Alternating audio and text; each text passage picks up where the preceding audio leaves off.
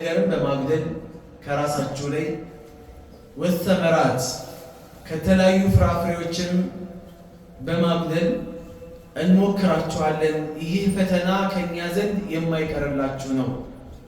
ወበሽር ሷቢሪን ታዲያ ይህንን ፈተና ያለፉትን ታጋሾችን አበስራቸው።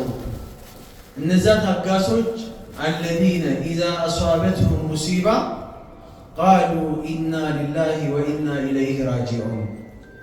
ሙሲባ በሚነካቸው ሰዓት ላይ እንኳን ይሄ የደረሰብን አደጋ ይቅርና እኛም ለአላህ ነን ወደ እሱም ተመላሽ ነን ብለው የሚሉትን ሰዎች አበሽራቸው በጀነት። ኡላኢከ ዐለይሂም ሰለዋቱ ሚን ረቢሂም ወኡላኢከ ሁሙል ሙህተዱን። ኪታባችሁ ላይ የለም? በእነዚህ ሰዎች ላይ ከጌታቸው የሆነ ረድኤት በረካ ይወርድላቸዋል፣ ቀጥተኛውን ጎዳና የሚመሩት እነሱ ናቸው በማለት አላህ ይናገራል። ከታጋሾች አላህ ያደርገን። ወቃለ ተዓላ ሌላም ቦታ ላይ አላህ ሲናገር ይላል። የአሁኑ ሱረቱል በቀራ ቁጥር 155ኛው ላይ ሲሆን በሌላ ሱራ ሱረቱ ሹራ ቁጥር 43ኛው ላይ ደግሞ ኢነማ ይወፈ ሷቢሩነ ነገሩ እኮ ታጋሾች የሚሞሉት ደሞዛቸው አጅረውን ደሞዛቸውን ተሞልቶ የሚሰጡት እኮ ቢገይሪ ሒሳብ ያለምንም ሂሳብ ነው። ይሄን ያህል ደሞዝ አለው ተብሎ የሚሰፈር የሚለካ ነገር የለውም፣ ገደብ የለውም፣ ወጥ ነው። ሂሳቡን አላህ እንጂ ማንም ሰው አያውቀውም። ሱረቱ ዙመር ቁጥር 10 ወቃለ ተዓላ ወለመን ሰበረ ትዕግስት ላደረገ ሰው ወገፈረ ሰዎችንም ይቅር ላለ ሰው የበደሉትን ይቅር ላለ የሆነ ሰው ኢነ ዛሊከ ሚን ዐዝሚል ኡሙር ይህ እኮ ትዕግስት ማድረግና ሰዎችን መጥፎ ነገር ላደረሱበት ሰዎች ይቅር ማለቱ ሚን ዐዝሚል ኡሙር በነገራቶቹ ላይ ጠንካራ የኢማን ባለቤት መሆንን ምልክት ነው። ሱረቱ ሹራ ቁጥር 43 ወቃለ ተዓላ አሁንም አላህ እንዲህ ይለናል፣ ኢስተዒኑ ቢሰብሪ ወሰላህ ታገዙ አለ አላህ። እገዛን በሰብርና በሰላት ላይ ፈልጉት። አላህ ሊያግዛችሁ ከፈለጋችሁ ሰላታችሁ ላይ ጠንካራ ሁኑ፣ ሳቢር ሁኑ፣ ታጋሾች ሁኑ። የዛኔ ከአላህ እገዛን ታገኛላችሁ በማለት አላህ ይናገራል። ሱረቱል በቀራ ቁጥር 153 ወቃለ ተዓላ አሁንም አላህ እንዲህ ይለናል፣ ወለነብልወነኩም እንፈትናችኋለን ሐታ ነዕለመል ሙጃሂዲነ ሚንኩም ከእናንተ ውስጥ ታጋዮችን እስከምናውቅ ድረስ ወሷቢሪነ ታጋሾችንም ለይተን እስከምናውቅ ድረስ አለ። አላህ አያውቅም ማለት አይደለም። ሰዎች በፈተና እንዲበጠሩ አላህ ስለሚፈልግ ሊየህሊከ መን ሀለከ አንበይና ነገ ጀሃነም የሚገባውም በስራው ማስረጃ ቀርቦበት ጀሃነም እንዲገባ ጀነት ወየህያ መን ሐያ አንበይና ሕያው መሆን የፈለገም ደግሞ ጀነት መግባት የሚፈልግም በማስረጃ ላይ ሆኖ ጀነት እንዲገባ ነው እንጂ ማን ትግልን ይችላል፣ ማን ከትግል ራሱን ያገላል አላህ ጠንቅቆ ያውቀዋል ሁሉን። ታጋሾች አላህ ያደርገን። ወልአያቱ ፊል አምሪ ቢሰብሪ ሰብርን ማድረግ በተመለከተ የመጡ አያዎች ወይም የቁርአን አንቀጾች ወበያኑ ፈድሊሂ ስለሱ ፈድሉ ወይም ታላቅነት የሷቢሮች ወይም የታጋሾች ምንዳ የላቀ መሆኑን የሚያመላክቱ አንቀጾች ከሲረቱን ማዕሩፋ የሚታወቁ ናቸው፣ ብዙ ናቸው። ሁሉንም ግን እዚህ ላይ መጥቀስ አንችልም ነው። ይሄ ለአብነት ያህል እዚህ ላይ ከተገለጸ በቂ ሊሆን ይችላል። ሌሎችም ግን አንቀጾች አሉ፣ በዚህ ላይ ብቻ የሚያበቃ አይደለም ነው። ይሄ የሰብር ጉዳይ በተለይ አሁን ባለንበት ዘመን ላይ እጅግ በጣም አስፈላጊ ነው አይደለም? ሙስሊሙ ማህበረሰብ ዓለም ላይ ስፔሻሊ ኢትዮጵያ ላይ ከኢትዮጵያም አክሱም ላይ በጣም ብዙ የፊርዓውን ቁራጮች፣ ርዝራዞች፣ የአጼ ናፋቂዎች፣ የሸይጣን ጓደኛ የሆኑ አካሎች ሰዎች ላይ በተለይ ሙስሊሞች ላይ ግፍና መከራ በሚያስተናግዱበት በዚህ ወቅት ላይ ሰብር ያስፈልጋል። ሰብሩ እዛ ረመጥ ላይ ያሉ ፍም እሳት ላይ ያሉ ወገኖቻችን ወንድሞቻችን የአክሱም ተወላጆች ኢትዮጵያን አክሱም ሙስሊሞች የአክሱም ሙስሊሞች የመጀመሪያው ጉዳይ ነው። እነሱ በሰብር ይህን ጊዜ ማለፍ እንዳለባቸው የትኛውም የኢትዮጵያ ክልል ላይ ከሚኖሩ ሰዎች የነሱ የላቀ የገዘፈ ትልቅ ሙሲባ ላይ ያሉት ትልቅ ሙሲባ ላይ ያለ ደግሞ ትልቅ ምንዳ ነው የሚጠብቀው። ምንድነው ነብዩ አለይሂ ሰላቱ ሰላም ሲናገሩ ኢነ ዒዘመል ጀዛኢ ማ ዒዘመል በላኢ ይላሉ። ሰውየው ደጎስ ያለ ላቅ ያለ ደሞዝ የሚሰጠው ደጎስ ያለ ላቅ ያለ ሰብር ሲያደርግ ነው። ሙሲባውም ልክ በዛ ልክ ነው። እነሱ የሚሞከሩትን ያህል እኛ ዛሬ እየተሞከረን አይደለም። መስጊድ የላቸው፣ መስገጃ የላቸው፣ ውጪ ላይ መስገድ አይችሉም። አዛን ይናፍቃቸዋል፣ አዛን መስማት አይችሉም። የሞተባቸውን ሰው ለመቅበር ከ50 ኪሎ ሜትር በላይ መሄድ ይገደዳሉ። ቁርአን እዛ ያለው ቁርአን የኛም ቁርአን ነው አይደለም? ቁርአን ተረጋግጧል፣ ክብሩ ተደፍሯል። እንደገና ደግሞ ሙስሊሙ ማህበረሰብ ሂጃብ አትለብሱም እንዲህ አትሆኑም ብለው ግፍና መከራ እያደረሱባቸው ያሉት። እዚህ ያለው ሰው ስሜቱ ሊጋባበት ካልቻለ ይሄ ሰውዬ ውሸታም ነው። ዛሬ በቴዲ አፍሮ ሙዚቃ ቢዚ ሆኗል ሙስሊሙ። የአክሱም ጉዳይ የቴዲ አፍሮ ሙዚቃ ምን ያህል ሰውን ቢዚ እንዳደረገው አይተናል አይደል? ሶሻል ሚዲያ ላይ የሚተላለፈው እንዳለ የሚዘዋወረው ሁላ ስለ አክሱም ሙስሊሞች ስለ ቁርአን መቀደድና መደፈር ስለነሱ መደብደብ ሳይሆን ቴዲ አፍሮ አውጥቷል። ለዛውም ደግሞ ለመሬማም አውጥቶላታል።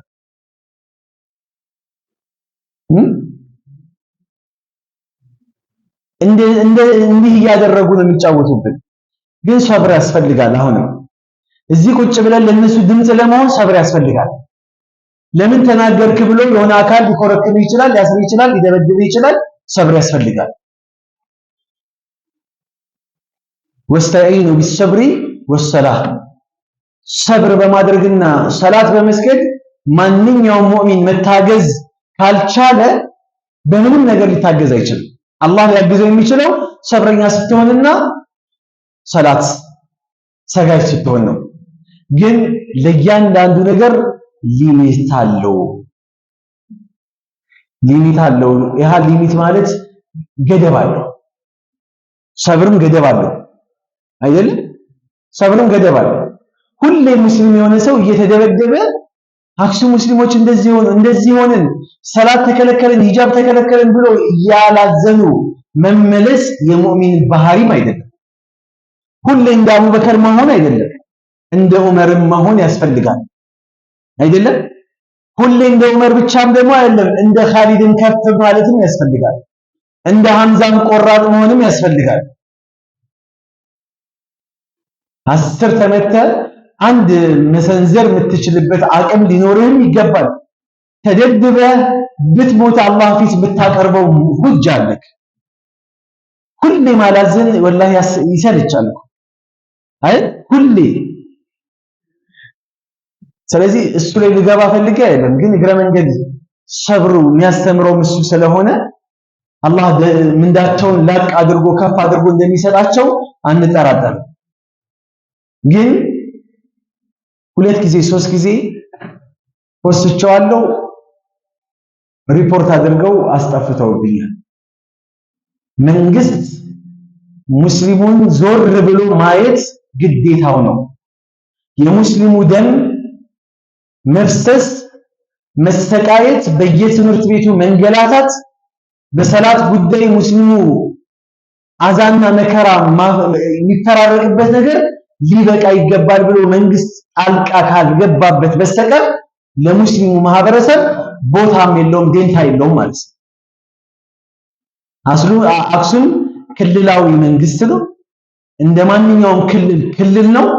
እንደማንኛውም ክልል አስተዳደር እንዳለ ሁላ አክሱም ላይ ክልል አስተዳደር አለው።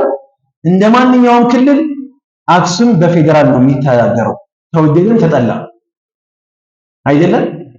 የሙስሊም ዘሆል ሙስሊም የሆነበት ሀገር ላይ ጅማ ላይ፣ ስልጤ ላይ፣ ጉራጌ ላይ፣ የሆነ ቦታ ላይ ሐረር ላይ ምናምን አፋር ላይ፣ ሶማሌ ላይ የሆነ ነገር ተፈጠረ ቢባል ዛሬ እርምጃ ተወስዶባቸው ነበር ሰዎች።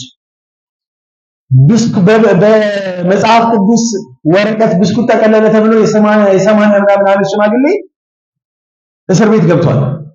አንድ ግለሰብ አድርጎት ከሆነ አዎ እኛም እንቃወማለን፣ ተገቢ አይደለም፣ እስሩ ይገባዋል እንላለን። የማንንም መጽሐፍ የማንቋሸሽ ስልጣን ለማንም ሙስሊም ስላልተሰጠ ግን ማድረጉ ግን የተረጋገጠ ማስረጃ ግን የለውም። ይሁንና አንድ ግለሰብ እንደዚህ አስሰው ፈልገው ይዘው ሌሎችን ለመያዝ ሙስሊም ስለሆኑ ግን ማንም ሰው ቦታም አይሰጣቸው። እናገራለሁ፣ አሁንም ነገም ከነገ ወዲያም እናገራለሁ። ሙስሊሙ ማህበረሰብ መብታችን ይከበርልን ብሎ የሂጃባችን የኒቃባችን ጉዳይ መልስ እልባት ሊሰጠው ይገባል ብሎ ፋና ቴሌቪዥን ተሰልፈው ሄደው ቁጥራችሁ ትንሽ ነው ለእናንተ ዘገባ አንሰጥም ብለው ነው ያባረሯቸው። አንድ ይሄ ነው። ሁለተኛ ከመጅሊስ ተደውሎልን እነዚህ ኒቃብ ሱና ነው ተብለናል፣ ብዙም ከበር ሊደረግለት የሚገባ ነገር አይደለም፣ ሞልቃቃዎች ናቸው ተማሪዎች የሚል መልስ ተሰጥቶናል ብለዋል። ይሄ ከሆነ የመጀመሪያው የመጅሊስን ስም ለማስጠፋት ሆን ተብሎ የተደረገ ነገር ሊሆን ይችላል። እኔ ትናንትናም ተደዋውያለሁ። ከተባለም ደግሞ ለፋናዎች ከመጅሊስ ደውሎ የኒቃብ ጉዳይ ተራ ነገር ነው ብሎ የሰጣቸው አካል ካለ ወላሂ ነው ብላችሁ ይሄ ሙስሊም ማህበረሰብ ይህንን መጅሊስ ውስጥ ተሰግስጎ ያለ ተላላኪ ካድሬ የሆነን አካል ለፋና ይህንን መግለጫ የሰጠውን አካል መጅሊስ አሳልፈው ካልሰጠ በስተቀር ለህግ ካላቀረበው በስተቀር ሙሉ መጅሊሱ እንደሚወቀስና የነዚህ ተማሪዎች ጉዳይ ተደባብሶ እስከ መጨረሻ ድረስ እንደሚቀጥል መጠራጠር የለባቸው። ወይ ውሸት ተዋሽቶባቸዋል ወይም ደግሞ ከመጅሊስ የሆነ አፈትልኮ የወጣ የእውነት ንግግር አለ ማለት ነው። ይሄን ጉዳይ የሚመለከተው አካል ጋር ትናንትና ተደዋውያለሁ፣ ግን እነሱ እንዳላወቁት ነገር ነው የሚያወሩት። ስለዚህ አሁንም መጅሊስም መንግስትም ተጽዕኖ ፈጣሪ የሆኑ አካሎችም እኛም ሁላችንም በነፍስ ወከፍ የአቅማችንን ያህል ተጽዕኖ ማድረግ ካልቻልን ተያይዘን ነው የምናልቀው። ነገ መራመድ አትችልም። በአፄ ኃይለ ሥላሴ ጊዜ እንደነበረው ኮፍያቸውን እያወለቁ ኪሳቸው ውስጥ እየከተቱ ይሄዱ ነበር አባቶቻችን። ሙሐመድ የሚባለው ሰውዬ ገብረ እግዚአብሔር ብሎ ስሙን አስቀይሮ ነበር የሚኖረው። ያ ጊዜ አሁንም መምጣቱ እንደማይቀር ልታምኑ ይገባል፣ ልናምን ይገባል። አሁኑኑ መብታችንን ካላስከበርን በስተቀር ይህንንም ለመናገር ለምን ተናገርክ የሚል ሙስሊምም እኮ አለ። ሰብር ይላል። ሰብር ተሰባብረህ ትቀራለህ። ሰብርም ጊዜ ገደብ አለ። ሁሉ ነገር ገደብ አለ። ዳዋችንን ኢስላምን የምናጠነክርበት የራሱ መንገድ አለ። ነብዩ አለይሂ ሰላም በርካታ ጊዜያቶች በድብቅ ዳዋ ሲያደርጉ ነበር። ዑመርና ሐምዛ ከሰለሙ በኋላ ይፋ ወጣ። ዑመር ፋሩቅ የተባለው ለዛ ነው። ባንተ ጊዜ ብዙ ነገር ተደፍሯል። በእኛ ዘመን ብዙ ነገር ተደፍሯል። ሙስሊም እንደዚህ ዘመን እኛ ባለንበት በዚህ እድሜ እንደዚህ ዘመን ሙስሊም የተደፈረበት ጊዜ የለም። ስለዚህ ሰብሩ እንዳለ ነው፣ እርምጃውም ደግሞ እንዳለ ነው። አሁንም መንግስት ፊትህን ወደኛ አዙር፣ መጅሊስ ፕሮሰስ አድርግ፣ የሄድክበትን ነገር ለህዝቡ አሳውቅ። ህዝቡ ከጮኸ ምን ካለ ብዙ ሰው ከተደበደበ ከተገደለ ከታሰረ ምን ካለ በኋላ አሁን ይመጣሉ። ታያቸዋላችሁ። መጅሊሶች መግለጫ ይሰጡ ይመጣሉ። እስካሁን መግለጫ የተሰጠ የለም። ሰምታችኋል? ከመጅሊስ ወክል የተሰጠ መግለጫ የለም። ማንም ይሁን ምንም ይሁን የተሰጠ መግለጫ የለም። የሀዘን መግለጫ እንኳን እንደዚህ የሆናችሁ ሙስሊም ወንድሞቻችን አክሱም ላይ ያላችሁ በእናንተ መደብደብ አዝነናል እንኳን ተብሎ መግለጫ አይሰጥም። መሄድ ውስጥ ለውስጥ እየሄድን ይላል ስታገኝ ሙስሊሙ ማህበረሰብ ውስጥ ለውስጥ ትሄድ ውጪ ለውጭ ትሄድ አየር ላይ ትብረር የት ያቅልሃል? እንዲህ ሄደናል ብሎ ጋዜጠኞችን ጠርቶ ጋዜጣዊ መግለጫ መስጠት አለበት። ሚዲያ ላይ መስጠት መቻል አለበት። ለምን ተቀመጠ ታዲያ? ምን ሊሰራ ነው የተቀመጠው? ስናለቅስ እንባችንን ሊጠርግልን ነው? አላህ እንግዲህ ይህን ጊዜ ተባብረን በዱዓም በምንም ነገር የምናልፈው አላህ ያደርገን። የህዋት ርዝራዞች ትናንትና ሙስሊሙ ማህበረሰብ ሲያሰቃዩ ሲያንገላቱ የነበረው በድምጻችን ይሰማ። አሁንም እዛ አክሱም ላይ ምሽጋቸውን አድርገው የቀሩ ሙስሊሞችን ቂም በቀል በእነሱ ላይ እየተበቀሉ ነው ያሉት። አንድ መስጊድ አይደለም ብዙ መስጊዶች ይገነባሉ። ወላሂ አንጠራጠርም፣ ምንም ሸክ የለንም። ሂጃብ አይደለም አክሱም በሙስሊም ሀገር ትጥለቀለቃለች ኢንሻአላህ። እኛንን የምንወልደው አልሐምዱሊላህ፣ የምናገባው እኛንን። ደግነቱ ወላዶች ነን፣ አግቢዎች ነን። ለትዳር አንፈራ። አሁን እዚህ ብታፈጡ ወጣቶች አሁን አላገባ ብላችኋል እንጂ እኛ ለትዳር አንፈራ። አግቡ፣ ብዙ ተባዙ። አክሱም ነጃሺ ያለባት የተቀበረባት በርካታ ሷሃቦች ያሉባት እነ ዑስማን እነ ሩቀያ የረገጧት ሀገር ነች። እነ ጃዕፈር ጠያር የረገጡባት ሀገር ነች። ተራ ሀገር አይደለችም። የዛሬን አያደርገውና ነጃሺ አስሐመቱ ነጃሺ ካፊር ክርስቲያን በነበረበት ሰዓት ላይ ፍትሃዊ መንግስት ተብሎ ከነብዩ እውቅና የተሰጠው ሀገር ነው አክሱም። የዛሬን አያደርገውና ስለዚህ ሰዎችን መብታችንን በልመና ሳይሆን በመብት ስላለን በግዳጅ መብታችንን እናስከብራለን። እስካሁን ያልጨረሱን እኮ ብዙ ስለሆንባቸው በዛንባቸው የቱን መተው የቱን ሊጨርሱ። ወላሂ አልሐምዱሊላህ ከ70 በላይ ነን ኢትዮጵያ ላይ የታመነበት 50% ነን የታመነበት። እኛ ደግሞ የምናምነው ደግሞ ከዛ በላይ ነን። የቁጥር ጉዳይ የቁጥር ችግር የለብንም። ገና እንበዛለን፣ ምድርን እንሞላለን፣ እናጥለቀልቃታለን። ሙቱ ቢገይዚኩም እርር ድብ እንዳላችሁ ትሞታላችሁ እንጂ ሙስሊሙ አልሐምዱሊላህ ሰለምቴው በየደቂቃው በየሰከንዱ በየማይክሮ ሰከንዱ ሰለምቴው እየበዛ ነው። ኒቃቢስቶችን ደግሞ አልሐምዱሊላህ ሲነካካ አሁን ኒቃቢስቶች ተማሪ ኒቃቢስቶች ወላሂ ነው የምላችሁ በአንድ አመት ውስጥ በጣም በብዙ እጥፍ ነው የጨመሩት። ኖርማል የሚለብሱ የነበሩ ተማሪዎች ኒቃቢስት ሆነዋል እንዳለ በየትምህርት ቤቱ ሁሉም ኒቃቢስት ማለት ይቻላል። ገና ኒቃብ የለበሱ አስተማሪዎች ቆሞ ያስተምራሉ ኢንሻአላህ። ይሄ ኒቃብ ነገር አይደለም። ከኛ የሚፈለገው ነገር እየጎዳን ያለው ቅስማችንን እየሰበረው ያለው ለመንግስት ቅርብ የሆነ አካል ሙስሊም ሆኖ አሽቃባጭ የሆነ ሙስሊም ታውቃላችኋል። አስመሳይ የሆነ ሙስሊም ነው ያስቸገረ። ዋና ሂጃብ ነው ፈርድ የተደረገው ግዴታ የተደረገው ሂጃብ ነው እንጂ ኒቃብ አይደለም። ጉዳያችን ከሂጃብ አድጎ ኒቃብ ላይ ነው ጉዳያችን። አስፈላጊ ከሆነ እኛም ለብሰን እንገባለን፣ እንኳን እህቶቻችን ይቀር። አላህ ይሄንን ጊዜ ቅርብ አላህ ያደርግልን። መፍትሄውን ፈረጃውን የምናገኝበት ጊዜ አላህ ቅርብ አላህ ያደርግልን። አደራችሁን ሶሻል ሚዲያ ላይ ሲዘዋወር ዝም ብላችሁ አትለፉ። ለነሱ ድምጽ የሚሆን ነገር ከሆነ ላይክ ማድረጋችሁ ቫልዩ አለው፣ ሼር ማድረጋችሁ ቫልዩ አለው። እንደዚህ አይነት ሰዎችን ማበረታታት ያስፈልጋቸዋል። ለፍልተው ደክመው መስዋዕት ከፍለው ቪዲዮ ሰርተው አንተ አታዳምጥላቸው። እንደ ቴዲ አፍሮ ያንጎራጉርልህ ታዲያ አንተ ሼር እንድታደርግለት ላይክ እንድታደርግለት። አሁን እኮ የኛም ችግር እኮ አለብን። ምን ላድርግ ምንም መስራት እኮ አልቻልኩም። እጅ ላይ ባለው ስልክ ታሪክ መፍጠር ትችላለህ፣ ታሪክ መቀየር ትችላለህ። ድምጻችን ይሰማ በሜሴጅ አልነበር እንደ ሙስሊሙ ጋር መልስ ቢደርሰው አይደለም እንዴ? ጁምዓ በደቂቃዎች ውስጥ አንድ ሰዓት ባልሞላ ውስጥ የህዋት መንግስትን እንዲህ ያበረከረከው የድምጻችን ይሰማ ትውልዶች ነን። መንበርከክ ማናቅ፣ መሽመድመድ ማናቅ፣ መዋረድ ማናቅ፣ እጅ መስጠት ማናቅ። ይሄ ትውልድ ደግሞ አለ በህይወት አለ። እኛው እያለን ልጆቻችን ደርሰዋል። አሁን የ16 ዓመት ታሪክ ነው፣ የቅርብ ጊዜ ታሪክ ነው። ይህን ደግሞ መድገም የሚፈልጉ ሰዎች አሉ፣ አይደግሙትም። አጼዎችን የሚናፍቁ ሰዎች አሉ፣ አጼዎች የፈጸሙትን ተግባር ሊፈጽሙ የሚያስቡ ሰዎች አሉ፣ አይችሉም።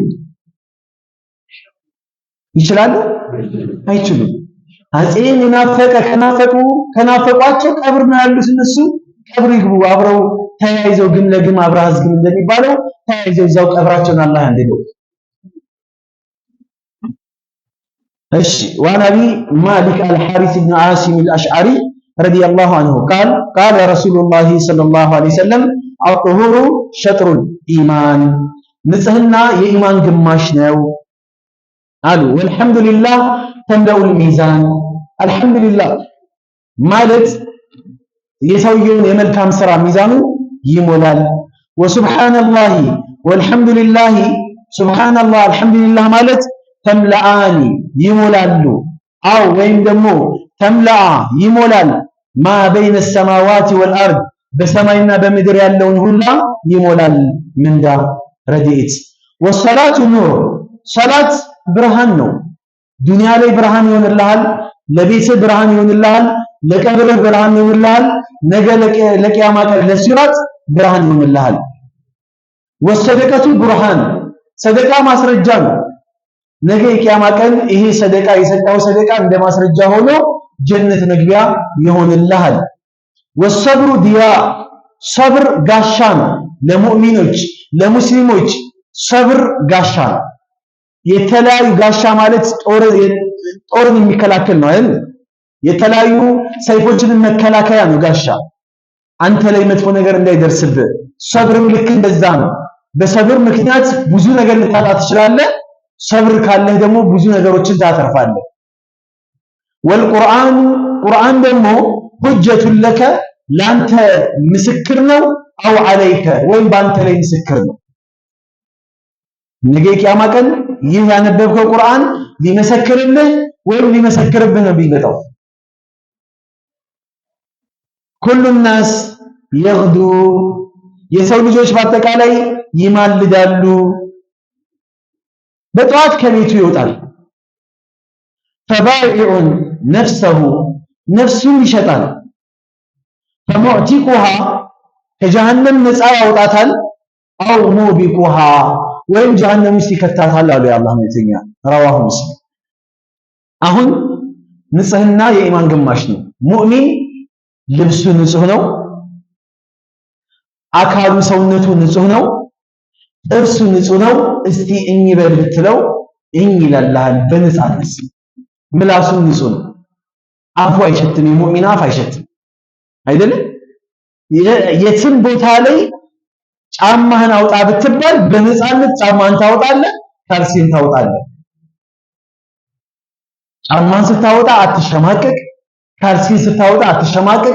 በቀን 5 ጊዜ ውዱእ የሚያደርግ ሰው የሚታጠብ ሰው እንደ ውዱእ አለኝ ብለህ እንኳን በቀን 2-3 ጊዜ ውዱእ ብታደርግ እንኳን በቀን 5 ጊዜ ጫማህን ታወጣለህ፣ ካልሲን ታወጣለህ።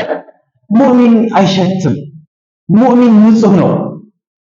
ለዛ ነው እኮ ነጭ ሽንኩርት የበላ ሰው፣ ቀይ ሽንኩርት የበላ ሰው ወይም የሚሸት ማንኛውም ቅጠል ነገር የበላ ሰው ፈላ የቀረበነ መስጂደና ፈሊዩሰሊ ፊ በይቲ ቤት ይስገድ ከቤት እንዳይወጣ ያማንተኝ መስጊዳችን ላይ እንዳይመጣ ነው። ሰው ብቻ ፈኢነል መላኢካ ተተዓዛ ሚማ ይተዓዛ ሚኑ በኑ አደም መላኢካዎች አዛ ይሆናሉ ሰው አዛ በሚሆነው ነገር ሁላ። እዚህ ያለው ሰው አዛ በሆነ ቁጥር መላእክቶችም አዛ ይሆናሉ። በመላእክት ሐቅ በሰው ልጆችም ሐቅ ነው ነገር የምትጠይቀው ማለት ነው። ሙእሚን በምንም መንገድ ብብቱ አይሸት በዶዶራንት ኃይል አይደለም ሙእሚን የሚኖረው አይደል? አይታጠቡም። ሳምንት 15 ቀን ወር ይሆናቸዋል። ልክ ይህንን ሲከፍቱት የሆነ ነገር ቡቡ ያደረገ ነው የፈነዳ ነው የሚመስለው። ዶዶራንት ነው በቃ። በዚህ ኃይል ያሉ ሰዎች አሉ። አዎ ላብ የሚያስቸግራቸው ሰዎች ይኖራሉ። ያስቸግር ንጽህና ለመጠበቅ ምንም አይነት መስፈርት አይሰጥም። ኢማን ስለሌለ ነው ንጽህና ማጠበቀው። የኢማን ግማሽ ነው ብለዋል የአላህ መልእክተኛ። በየትኛውም መንገድ ልብስ ቆሽሾ የሆነ ነገር ቆሽሾ ምናምን አንተ መታየት የለብህም። የኢማን ግማሽ ነው። ቀላል እንዳይመስላችሁ። ትዳር እኮ የኢማን ግማሽ ነው። ንጽህና የኢማን ግማሽ ነው። ይሁን ለምንለፋው ምንደክመው ኢማንኛ ለመሆን አይደል? ኢማን የሚባለውን ነገር ለማግኘት አይደል? በንጽህና ታገኘዋለህ። ጥፍሩ አድጎ ቆሻሻ ተከምሮበት እጁ ስታየው ትሸማቀቃለህ። በዚህ እጁ ደግሞ አፍርም ይበላበታል። የአላህ መልእክተኛ እስቲንጃ ለምንድን ነው እስቲንጃ ሲደረግ በቀኝ እጅ ብልት አያዝም እኮ? በግራ እጅ ትይዛለህ፣ በቀኝ እጅ ጆጉን ትይዛለህ፣ እስቲንጃ ታደርጋለህ። ንጹህ ነን። በዚህ ነገር ላይ ኮንፊደንስ አለን አይደለም? ትናንትና ኢስላም ቂጥ አጣቢ ይሉ ነበርኩ ይሉ ነበር አይደል? እያንዳንዷን ደግሞ አላህ ኪንታሮት በኪንታሮት ሲያደርጋል አጣቢ ሆነች አሷ። ለዛውም ምንነቱ ባልታወቀ ውሃ ማለት ነው። እሺ ማን ነው አጣቢ ሆነ? እኛ ወህይ ነው ከሰማይ የወረደ መልእክት ነው። እኛ አዎ አጣቢ ነን፣ በጣም ታጣቢ ነን፣ አጣቢ ነን። አልሐምዱሊላህ ሽንት ቤታችን ራሱ የሌላው መኖሪያ ቤት ያስንቃል እኮ ጽድት ያለ ነው ሁሉ ነገራችን። አልሐምዱሊላህ ዛሬ አክሱምን ያረከሰው ሙስሊም ነው ወይስ ራሳቸው ናቸው? ማን ነው የሚያረክሰው? የሚያረክሰው ማለት ሙስሊም ነው። ውስጡ ንጹህ ነው። አቂዳ የሞላው ተውሂድ የሞላው ነው። በሽርክና በተለያዩ ኩራፋት ውስጡ አልተነጀሰም። ውጫችንም ደግሞ ንጹህ ነና ተምር አንጠጣ ብንከፈት እኮ ውስጣችን ወተት ውሃ አይደለም ምናምን ጥሩ ነገር እኮ ነው የሚገኘው። እስቲ ቢከፈትና ያንተና የሆነ አካል ቢከፈት እኮ ሱብሃንአላህ። ታዲያ ተምር የሚጠጣው አስካሪ መጠጥ የሚጠጣው ዝሙት የሚሰራው ነው ያረከሰው ምድሩ ወይስ ኒቃቧን ለብሳ እኔ አልንዘላዘልም ያለች አስካሪ መጠጥ አልጠጣም ያለች ናይት ክለብ የከፈተ ነው መስጊድ የሚገባ ነው አክሱምን የሚያረክሰው? ለምን መሰላችሁ? ርካሽ የሆነ ሰው ሰውና ርካሽ ይመስለዋል። ቆሻሻ የሆነ ሰው ሌላውን ቆሻሻ ይመስለዋል አይደለም? እኛ ንጹህ ነን እስከ መጨረሻ። ንጹህነታችን ደግሞ አላህ ይናገር። አንዱ ይሄንን ቃል እንዲናገሩ ያስገደዳቸው ያስደፈራቸው ነገር ምንድነው ታውቃላችሁ? የነሱን ልክ እኛ መናገር አለመቻላችን እኮ ነው። ልካቸውን ስላልነገርናቸው ስለማያውቁ እኛን ታረክሳላችሁ፣ ሰላት በመስገዱ ቅድስት አክሱም ተረክሳለች አለ። አላህ አልነገረንም እንዴ ስለነሱ? ያ አዩሀ الذين آمنوا إنما المشركون ነጀሱ። ምን ትፈልጋለህ? ነጃሳ ቆሻሻዎች ናቸው። ቆሻሻ ስለሆኑ አንተን ቆሻሻ አድርገው ያስቡሃል። አልሐምዱሊላህ ኢማን ይሞላል። ተምለው ሚዛን ይሞላል። አልሐምዱሊላህ ማብዛት ነው። በየትኛውም ቦታ ላይ ሙእሚን የሆነ ሰው ፊደራ ወሰራ አልሐምዱሊላህ ነው የሚለው። እየተደበደበ አልሐምዱሊላህ፣ ድል አድርጎ አልሐምዱሊላህ፣ ሲከስርም አልሐምዱሊላህ፣ ሲያገኝም አልሐምዱሊላህ፣ አልቅሶም አልሐምዱሊላህ፣ ሲስቅም አልሐምዱሊላህ። ሚዛኑን ይሞላለታል ሙእሚን። አሁንም አክሱም ላይ ለተፈጠረው ነገር አልሐምዱሊላህ እንበለዋል። የሆነ የፈለገበት ነገር አለ አላህ የሆነ የፈለገበት ነገር አለ። እሱንም ደግሞ በቅርብ እናያለን ኢንሻአላህ። ወሱብሃንአላህ ወልሐምዱሊላህ ተምለአኒ አው ተምለአ ማ በይነ ሰማይ ወልአርድ። ሱብሃንአላህ አልሐምዱሊላህ ሲጨምርበት ደግሞ ሰማይና ምድር የሞላ የሆነ መልካም ነገር ባለቤት ትሆናለህ ማለት ነው። ከዛ በኋላ ሄዱ ወሰላቱ ኑር። አላህ ኑር አላህ ያድርገን። ሰላታችን ነገ የቂያማ ቀን እዚህ ዱንያ ላይ ኑር ነው፣ ብርሃን ያላብሰናል። ሰላት የማይሰገድበት ቤት እንደ ቀብር ነው፣ ኦና ቤት ነው፣ ጨለማ ነው። የፈለገ የተንጣለለ ቪላ ቤቶች ቢሆኑ ፎቅ ቤት ቢሆን ጨለማ ነው። ሰላት ኑር ነው። ኑሩን እናያለን በተግባር እኛም እየሰገድን ልጆቻችንን እያሰገድን ኑር ላይ ኑር መጨመር አለብን ኢንሻአላህ። ወሰደቀቱ ቡርሃን፣ ሰደቃ ማስረጃ ነው። ዛሬ በየትኛውም መንገድ በየትኛውም ሁኔታ ላይ ሰደቃ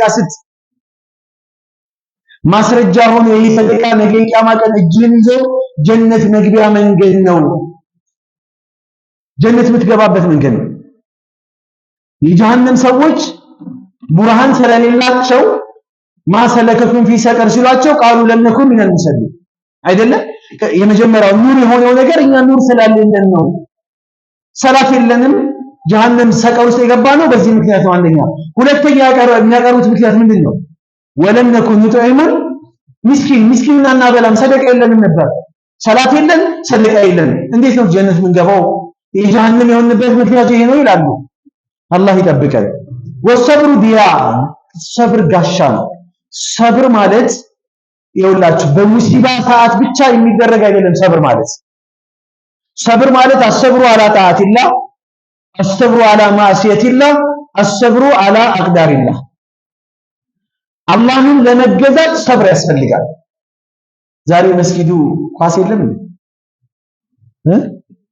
ሰው በዛ ኳስ ያለው ቀን ይሄ በተለይ ሁሉም የአርሰናል ደጋፊ ነው መሰለኝ። የኢትዮጵያ አርሰናል ያለው ቀን መስጊዱ ባዶ ነው።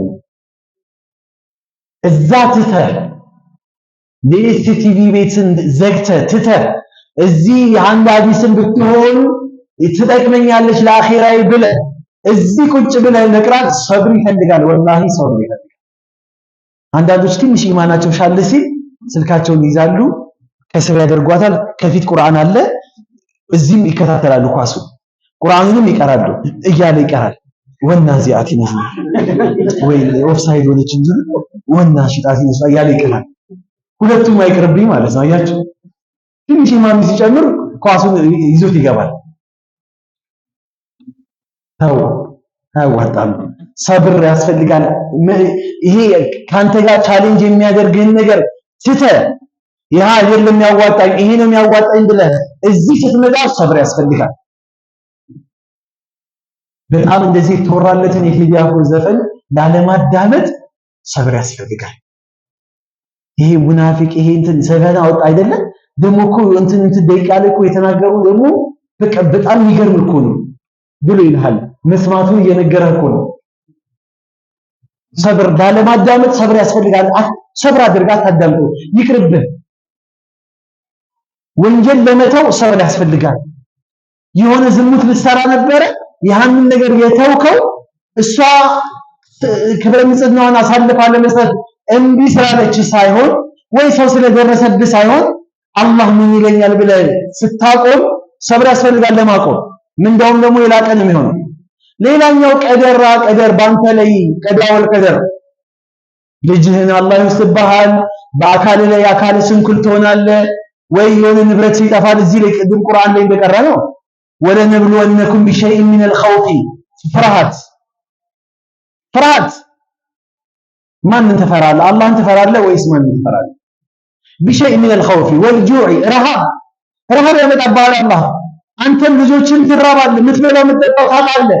ሰብር አድርገህ ይህን ጊዜ ታልፈዋለህ። ወልጁዕ ወነቅሲ ሚነል አምዋል ከገንዘብ ይጎላል።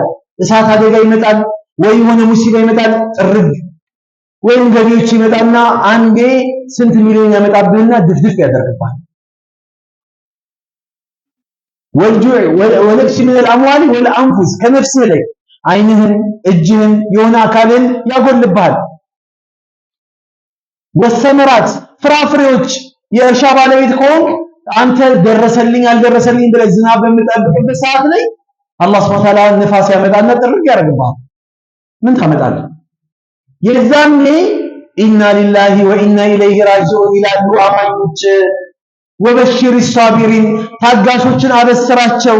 አለዚነ ኢዛ አሳበቱ ሙሲባ ቃሉ ኢና ሊላሂ ወኢና ኢለይሂ ራጂዑን። አያችሁ ይቺን ቃል የሚጠቀሙ ሰዎችን አበስራቸው። አላህ ከነሱ አላህ ያደርገን።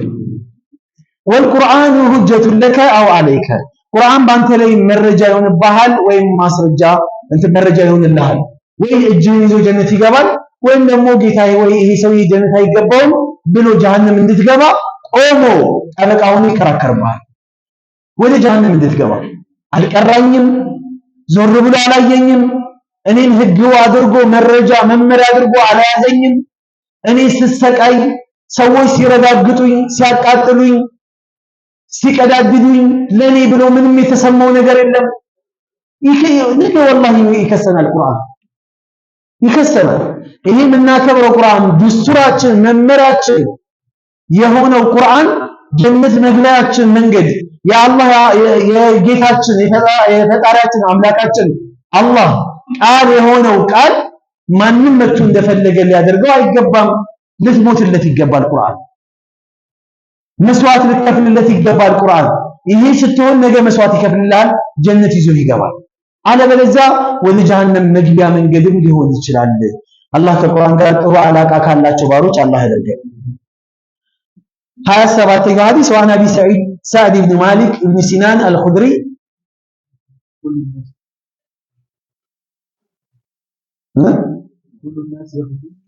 ሌላ ሐዲስ ነው። አላለቀም። እሺ ኩሉ ናስ የሰው ልጆች በአጠቃላይ የግዱ ይማልዳል፣ በጠዋት ከቤቱ ይወጣል። ሰው የተባለውላ ስራ አለው ስራ፣ ትምህርት ያለው ወደ ትምህርት፣ ሀጃ ያለው ወደ ሀጃው ይወጣል አይደል? ከቤቱ በጠዋት ከቤቱ ይወጣል።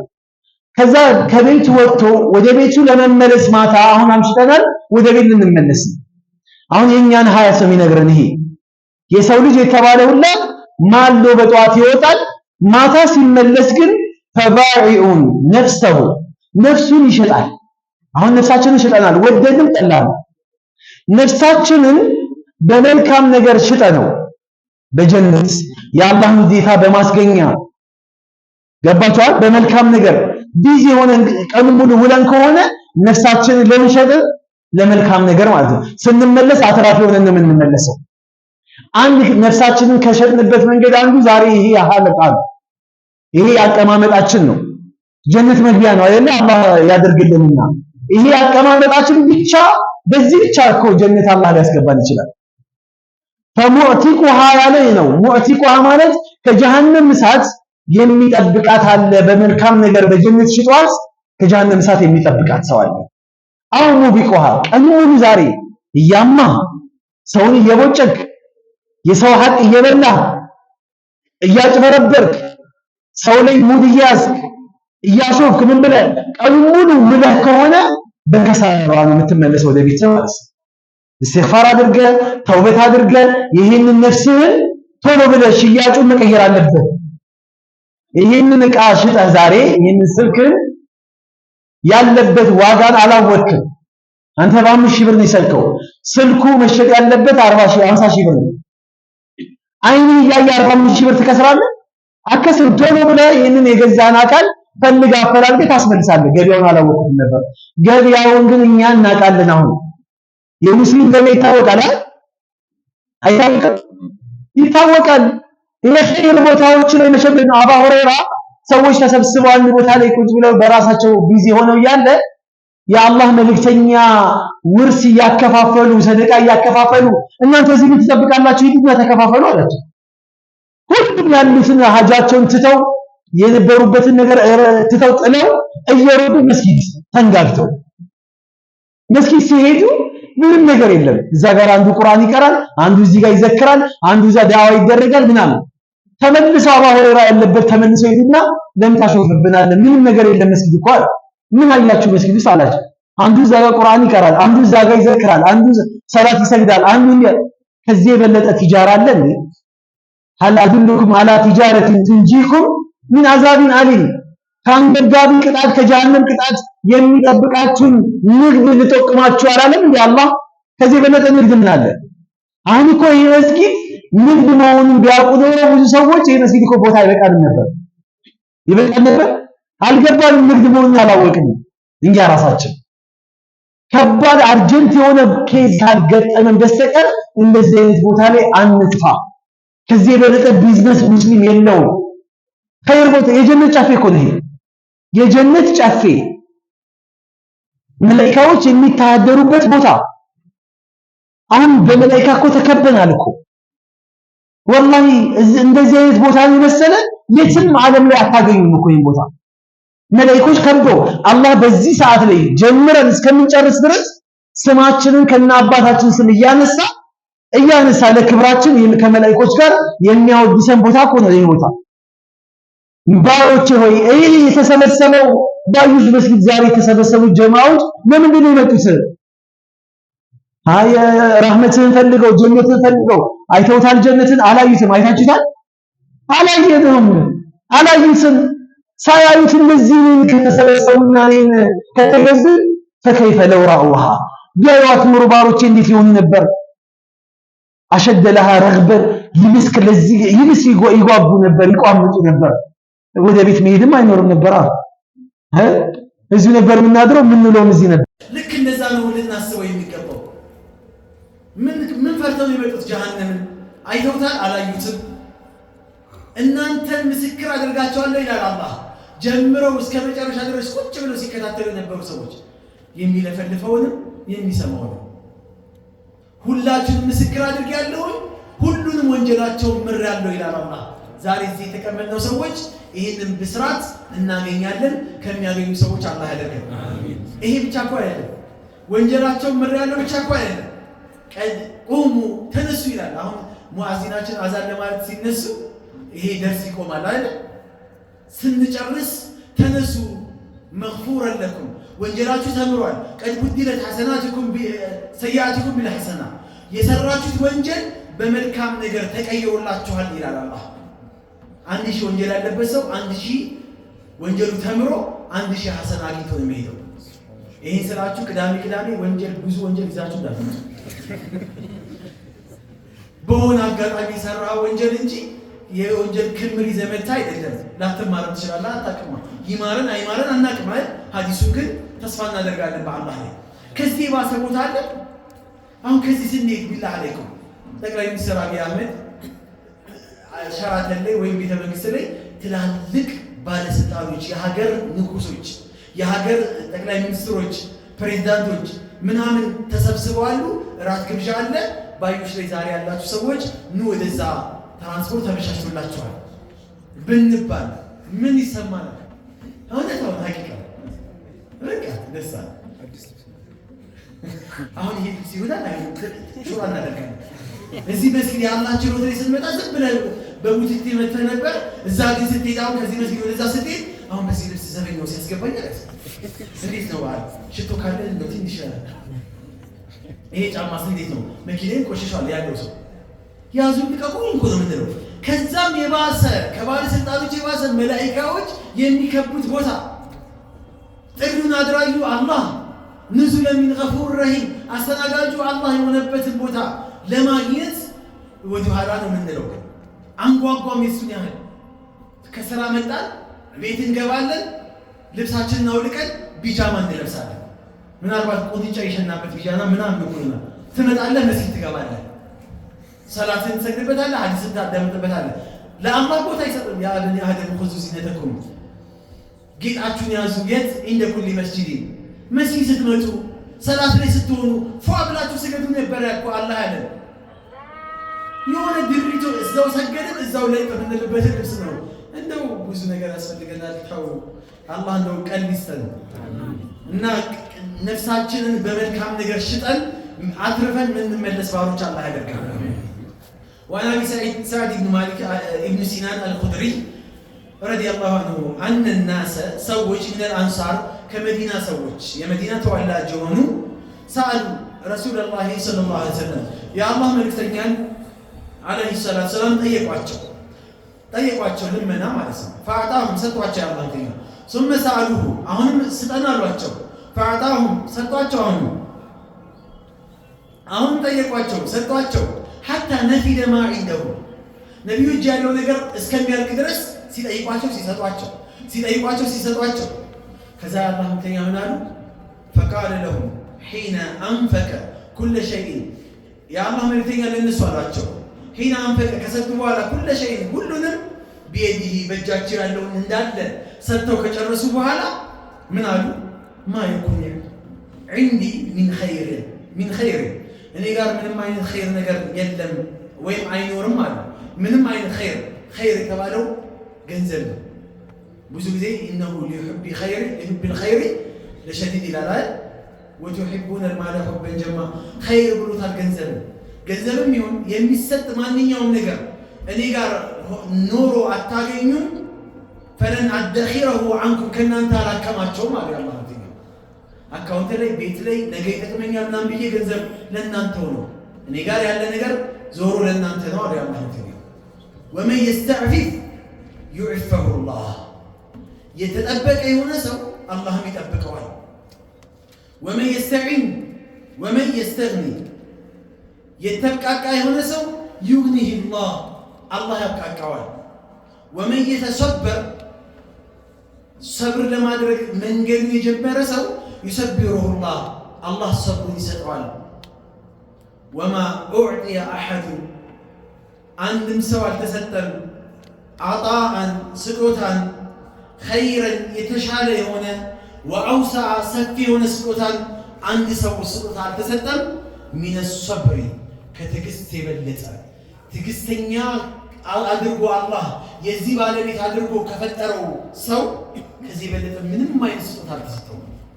ትልቅ ስጦታ ማለት ታጋሽ መሆን ነው አሉ አላህ ተገኘ ሙተፈቅና ለይ ይሄ ብዙ መልእክት ያለው ሐዲስ።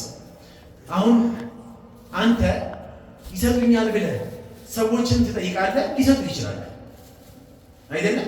የአላህ መልእክተኛ ጠቢዓቸው ሆነው ባህሪያቸው ሆነው ላ አያውቁም። ማ ቃለ ላ ኢላ ፊ ተሸሁድ ወለውላ ላ ፊ ተሸሁድ ማ ቃለ ላ ይላሉ። አው ከማ ቃለ ላ የምትለዋን ቃል አይሆንም፣ አይቻልም፣ እምቢ የሚለውን ቃል የአላህ መልእክተኛ አይጠቀሙም፣ ተጠቅመው አያውቁም። ተሸሁድ ላይ ብቻ ነው አሽሀዱ አላ የምትለዋን ቃል ይጠቀማሉ የአላህ መልእክተኛ። ተሸሁድ ላይ እንኳን እሷ ባትኖር ኖሮ እሷንም አይጠቀሟትም ነበረ። ነቢዩ ተጠይቀው እምቢ ብለዋል።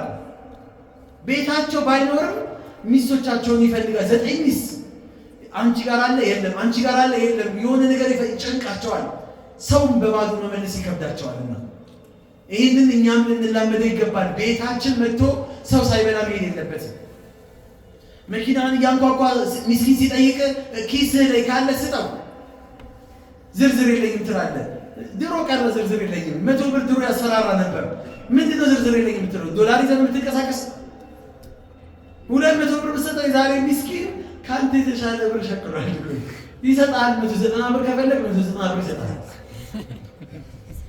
አረፖስ ማሽን ይዘው የሚንቀሳቀሱ ሚስኪኖች ይኖራሉ። ብር ምንም ኪስ ውስጥ የለም። ኤቲኤም ካርድ ስጠኝ ይላል። ከፈለገ በኤቲኤም ካርድ መክፈልም ትችላለህ። እሺ መክፈያ መንገድ አትጨነቅ። አንተ ብቻ ሰጪው እንቢ በሚቻለው አቅም እጃችን ላይ ያለችዋን ነገር እናካፍል። ይሄን ነው ከነብዩ የምንረዳው። ሁለተኛው ሐታ ነብዩ ከጨረሱ በኋላ ነው ሰጥተው ከጨረሱ በኋላ ይሄን ተናገሩ። እኔ ጋር ምንም ነገር ተከማችቶ አታገኙም። ምንም ነገ ለምትጠቀመው ነገር ዛሬ እናንተን አልከለክላችሁ ማለት። እኛ ዛሬ 50 ኪሎ ጤፍ ቤታችን ተቀምጦ እኮ ራበኝ እያለ ምን ሰጠው እንጀራ እንሳሳለን እኮ መጋበዝ ያቅተናል እኮ። እኛ የዛሬ ወር ድረስ ምን በላው ምግብ ለኛ ለራሳችን ዋስትና የሚሆነን ምግብ እኮ ቤት ውስጥ ተከማችቷል። ዛሬ መኖር አልቻልኩም ርቦኛል እያለ አንሰጥም። ይሄ ክፋታችን ነው፣ የትም የማያደርሰን። የነብዩ ባህሪ ግን ይሄ አልነበረ። ግን ምን አሉ መሰላችሁ? ሰውየው በጥየቃ ሀብታም ሊሆን ይችላል። ጓደኞች ጋር ራሱን ደሃ አድርጎ የሚያቀርብ ሰው ይኖራል። ሰዎች ማህበረሰቡ ሊረዱት ይችላሉ፣ ሊያግዙት ይችላሉ። ሰዎች አግዘውክ መኪና፣ አግዘውክ ቤት፣ አግዘውክ ፋብሪካ፣ አግዘውክ አንተን ህይወትን ሊቀይሩልህ ይችላሉ። ግን ደስታ አለው? የለው፣ ደስታ የለም። የሆነ ሰው ከነዚህ ሰዎች መካከል ሲዋጣ 1 ብር ያዋጣው ሰውዬ አንተ መኪና እንደዚህ አቆሸሻ የገዛልን መኪና ሊለይ ይችላል። 1 ብር አዋጣው እኮ ቅስምህን እስከ ወዲያው ድረስ ሊሰብረው ይችላል። አታጥብም እንደ መኪናን ይላል። ቤት ገዝቶልህ እዛ ቤት ውስጥ የሆነ ሰዓት ላይ ለእንግድነት ሄዶ የማሳደር ግዴታ ሊኖርብህ ይችላል። አለበዛ ሊሞልጭ ነው። 10 ብር እኮ ለቤት ያዋጣው ሰው የሱ ሚልክ ትሆናለህ፣ የሱ ንብረት ትሆናለህ። ለዛ ነው እኮ የአላህ መልእክተኛ ሰው ጠይቆ ሊያገኝ ይችላል፣ ሀብታም ሊሆን ይችላል፣ ሊከብር ይችላል። እንደ ኢስላም ድህነትን፣ ልመናን የሚጸየፍ ሃይማኖት የለም። ስለዚህ ምን አሉት? ቀጠሉና ወመን ይስተዕፊፍ ዩዕፈሁላህ፣ ተጠበቅ፣ የሰዎች ላይ ያለውን ነገር ከመከጀል ተጠበቅ፣ አላህ ጥብቅ ያደርጋል። አትከጅል ሰው። የሆነ ሰው የሆነ የሚያምር መኪና ይዞ ካየኸው እንደው የቆመችዋን ግቢ ላይ የቆመችዋን መኪና በሰጠኝ እንደው አንተ ይሄን ገዛ አይደለ እንደው ያቺን ስጠኝ አትበለው። ለሱ የሰጠኸው አላህ ለኔ ስጠኝ ብለህ ገብተህ አልቅስበታለህ። አላህ ወይ ለሱም ጨምርለት በለው። ሒስ አንተ ላይ ሊመጣ ይችላል ሳታውቀው። ማሻአላህ በለው። የዛሬ 10 ዓመት ያየኸው ሰውዬ አብራችሁ ምናምን ጀብሎ ወይ የሆነ ነገር ሲሰሩ ምናምን አሁን ከ10 ዓመት በኋላ ቪኤት ይዞ ልታየው ትችላለህ። ልብን ቀጥ እንዳይል ይሄ ሙናፊቅ ባህሪ ነው። ልክ ስታየው ኩስስ እንዳትል ኩምሽሽ እንዳትል ማሻአላህ አላህ እዚህ ደረጃ ላይ አድርሶ ስላየው ደስ ብሎኛል በለው። የእውነት እሺ ፊትህ እኮ አውዙ ቢላህ ነው የሚናገረው፣ ምላስህ ግን ማሻአላህ ይላል። እያለ ምላስህ ግን ማሻአላህ ምትል ከሆነ ያሳውቅብሃል። በአንድ ፍም እሳት ሲለብስ ታየዋለህ ፊትህ። ይሄ የሙእሚን ባህሪ አይደለም፣ ወላሂ አይደለም። አላህ ወይ በለው፣ አላህ ወይ ለሱም ጨምርለት ለኔም ስጠኝ። ማን ነው የሰጠው ለሱ? አላህ ለኸይር ያርግልህ። እንደው የኸይር መሰለ ይሄን ጊዜ አንዱ ደፍቶት ነው ይላል። ቢዚ ትሆናለህ በሱ አንተ በሱ ይዘን ቢዚ ራስን ታሳምማለህ። ስለዚህ ተጠበቅ። ሰውን ከመጠየቅ ሰውን ከመከጀል ተጠበቅ። ሱሐቦች ግመል ላይ ቁጭ ብለው ሰውን መጠየቅ የለባችሁ ብለው ነብዩ ካስተማሩ በኋላ ግመል ላይ ቁጭ ብለው አለንጋ መሬት ላይ ረስተው ግመል ላይ ከተቀመጡ በኋላ ያንን አለንጋ አቃብሉን ለማለት ሰውን ማስቸገር ይሆንብናል ብለው ከግመሉ ድጋሚ ወርደው አለንጋውን እንደገና ይዘው ይወጡ ነበር። እንኳን ትርፍ ነገር ሊጠይቁ ይቀርና ማለት ነው። ሰውን መጠየቅ የመሰለ እሳት የለም። እንደ ሰው ፊት እሳት አለ? የሰው ፊትን የመሰለ እሳት አለ? ወላሂ የለም። ስለዚህ ተጠበቁ፣ አላህ ይጠብቃችኋል አሉ። ወመን የስተግኒ ዩግኒሁ ላህ። የተብቃቃ ባለው የተብቃቃ ማለት ነው። አለች እኮ ዛሬ የምትኖርበት አለች፣ ልብስ አለ፣ የምትበላው አለ። አንተ ትርፍ ነገር ፈልገህ ግን ሰዎች ጋር ትሄዳለህ። አላህ ነጃ ይበለን። የምትብቃቃበትን ነገር አላህ ሰጥቶሃል፣ ግን በቃ አትብቃቃ። ገና ለገና ነገ ልደህይ ይችላለሁ፣ ይሄን ብር ነገ ላጣው ይችላለሁ በሚል ሰው ጋር በብድርም ይሁን በልመናም ይሁን ሰው ጋር አትሂድ፣ አትጠይቅ። ከተብቃቃ አላህ ያብቃቃሃል። ወላሂ በሰዎች መጥቶ በሚሊዮን የሚቆጠር ገንዘብ ብታንቀሳቀስ መብቃቂያውን አታገኙም። አትብቃቃ። እንደው የዛሬ 200 ብር ሰላቢ ይላል አይደል? ይመጣና ብሩ ሰላቢ ሆነ እኮ አይደለም። በረካ የለህም አንተ ቤት ውስጥ በረካ አልገባም። አላህ አላብቃቃህማ። 200 ብሯን እየሸረፈ 2 ወር እኮ የሚኖርበት ሰው ደግሞ ይኖራል። አላህ ሲያብቃቃ ያብቃቃሃል። ኪስ ብትገባ ታውጣለህ፣ አያልቅም ኪስ ላይ ያለው ብር። አላህ አብቃቅቶህ ነው። አለበዛ ትመነዝረዋለህ። በውስጥ እኮ ይሄን ያህል ብር እኮ አውጣው እንደ የዘንድሮ ኑሮ ነው ይላል። ሀብታም እኮ ነው የሚበሳጨው። ስለዚህ ተብቃቁ፣ አላህ ያብቃቃችኋል አለ።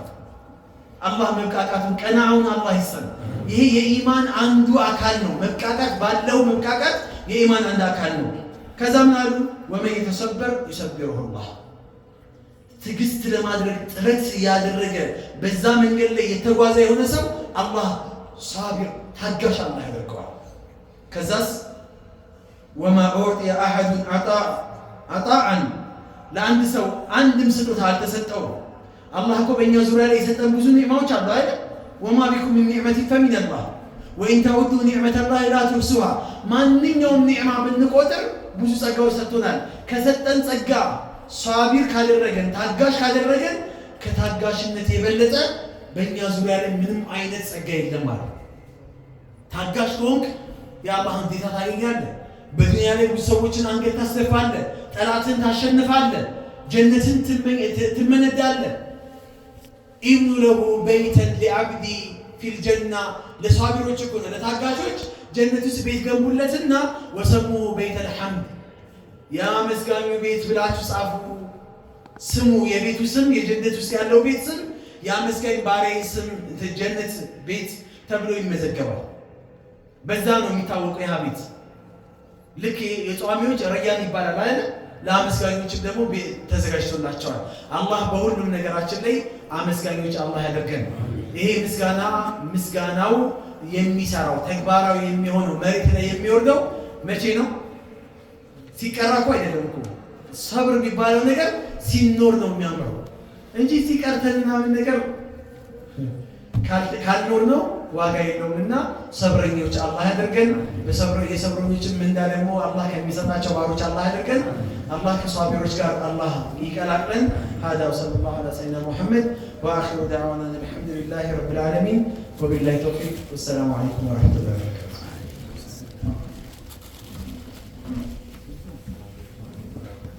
وعليكم السلام.